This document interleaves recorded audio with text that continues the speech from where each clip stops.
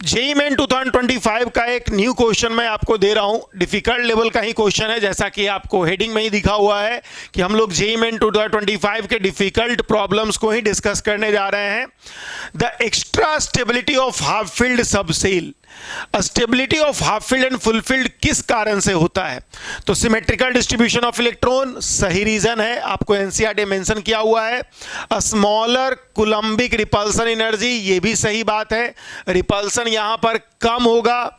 The presence of electrons with same spin in non degenerate orbitals, देखिए same spin में present होने के कारण एनर्जी कम होगा, स्टेबिलिटी ज्यादा होगा, ऐसा कहना गलत है, क्योंकि अगर इस तरह का कुछ रीजन होगा तो फुलफिल्ड कैसे स्टेबल होगा? फुलफिल्ड में तो अलग अलग जो स्पिन होता है उसमें इलेक्ट्रॉन्स प्रेजेंट होता है, तो ये रीजन नहीं होना है, क्योंकि फुलफिल्ड सबसे ज्यादा स्टेबल होता है।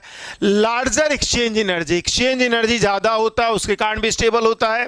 और फिर relatively smaller shielding of electrons by one another, जब सिमेट्रिकल डिस्ट्रीब्यूशन होता है तो सील्डिंग जो होता है वो कम होता है एक दूसरे के कारण, क्योंकि इलेक्ट्रॉन जब सिमेट्रिकली डिस्ट्रीब्यूट होगा तो न्यूक्लियस से थोड़ा दूर रहेगा।